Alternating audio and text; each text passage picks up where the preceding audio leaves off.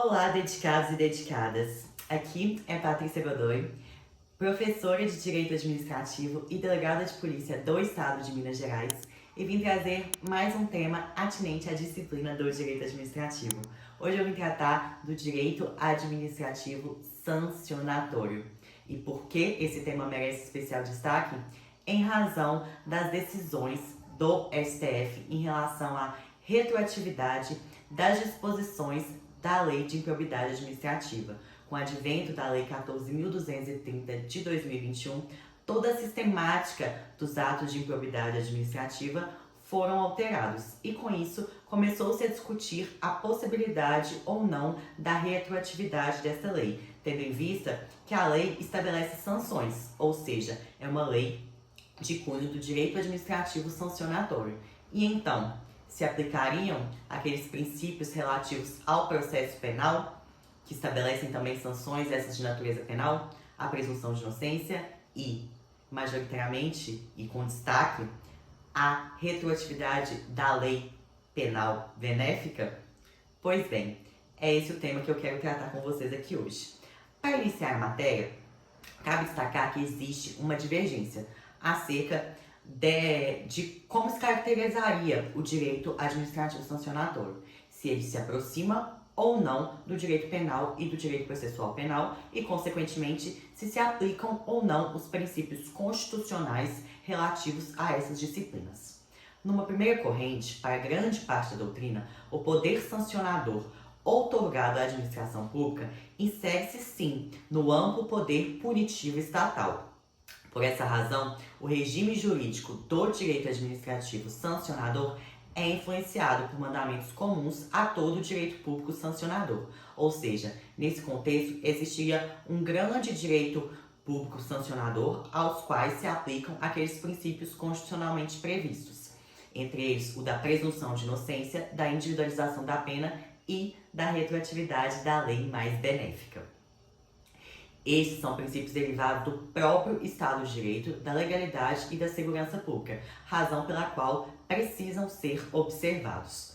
Do mesmo modo, o devido processo punitivo administrativo exige o pleno respeito aos mandamentos constitucionais, em especial as inafastáveis garantias individuais do artigo 5º, assegurando o devido processo legal, princípios, direitos e garantias constitucionalmente consagrados para balizar a atuação punitiva do Estado. São vetores do devido processo, seja em sua acepção formal, seja na sua acepção material.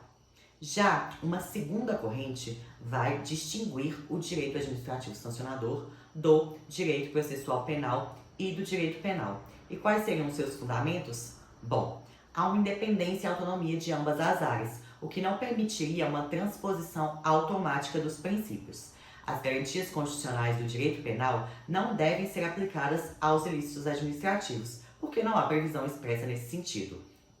Há distinção entre o ius puniendi na seara judicial e o ius puniendi administrativo. Sim, existe um ius puniendi em ambas as esferas, mas eles são distintos, razão pela qual os princípios que norteiam cada um deles também seriam distintos.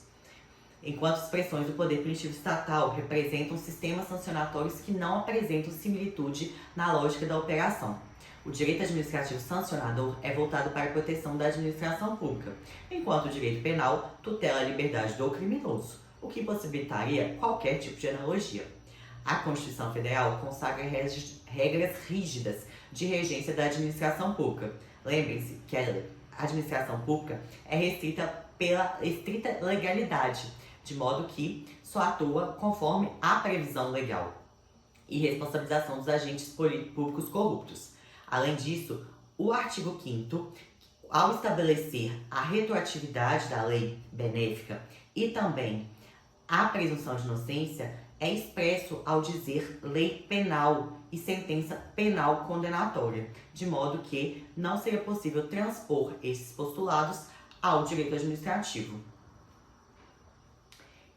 Então, voltando à questão da lei de improbidade, julgada no ano passado, no final do ano passado, em 2022. Como se manifestou o STF em relação ao tal direito administrativo sancionador? Acho que vocês já conhecem essa decisão, certo? porque o STF decidiu pela irretroatividade. E nesse sentido, o fundamento apresentado no inteiro teor da decisão foi conforme transcrito. O princípio da retroatividade da lei penal não tem aplicação automática para a responsabilidade por atos ilícitos civis de improbidade administrativa, por ausência de expressa previsão legal e sob pena de desrespeito à constitucionalização das regras rígidas de regência da administração pública e responsabilização dos agentes públicos corruptos com flagrante desrespeito e enfraquecimento do direito administrativo sancionador. Com isso, nós podemos ressaltar aí dois fundamentos de destaque, seja a ausência de previsão legal expressa nesse sentido, seja as regras rígidas relativas à administração pública, todas com fundamento constitucional. Mas de início também destaco que não foi uma decisão pacífica. Houve uma grande discussão ali e, como vocês podem ver, os ministros não foram uniformes na decisão. Uns para um lado, uns para o outro, uns no meio termo. E, inclusive, eu gostaria de destacar algumas jurisprudências anteriores, relativas ao direito administrativo sancionador, aplicado a outras esferas que não a lei de improbidade. Há precedentes do STF e do STJ sobre a matéria, veiculando o quê? Corrente diametralmente oposta, ou seja, da aplicação sim dos princípios penais ao direito administrativo sancionador. Vejamos aí alguns precedentes que eu destaquei. O princípio da presunção de inocência, esculpido na Constituição Federal, se aplica aos processos administrativos sancionadores, um julgado do STF de 2014. De igual modo, outro julgado do STF também de 2014. No que se refere à Constituição Federal, no que se refere à lei penal como um todo unitário de normas jurídicas, não se reporta, isso sim, a cada norma que se veicule embutida em qualquer diploma legal. Ou seja, pode se aplicar sim na esfera administrativa. No mesmo sentido, o STJ, considerando os princípios do direito sancionador, a novatio legis in melius deve retroagir para favorecer o apenado. No mesmo sentido, o princípio da retroatividade penal a retroatividade da lei penal mais benéfica, esculpida no artigo 5º, alcança as leis que disciplinam o direito administrativo. Essa é uma decisão mais recente, de 2018. E vejam só, uma recente decisão, depois do julgado relativo à lei de improbidade, em 2023, do Superior Tribunal de Justiça. Lei mais benéfica retroage no caso de sanções menos graves, como a administrativa. Pois bem, o tema do direito administrativo sancionador claramente não é pacífico, seja na doutrina, seja na jurisprudência. O que se sabe é, no âmbito da lei de improbidade, reconheceu-se a irretroatividade benéfica. Contudo, não se pode falar de plano que isso significa que os princípios penais e processuais penais previstos constitucionalmente não se aplicam ao direito administrativo sancionador, como bem mostrado nesses julgados anteriores e também posterior à referida decisão. A bem verdade, que há entre nós, é que essa justificativa apresentada pelo STF tem mais um cunho decisório político do que doutrinário legal. Isso porque a verdade é que, se reconhecesse a retroatividade, o que aconteceria? A maioria dos atos de improbidade praticados anteriormente se dariam por prescritos. Então, foi aí uma decisão muito mais política do que doutrinária, jurisprudencial, legal. Fiquem atentos ao tema, que o direito administrativo sancionador é um tema aí em alta.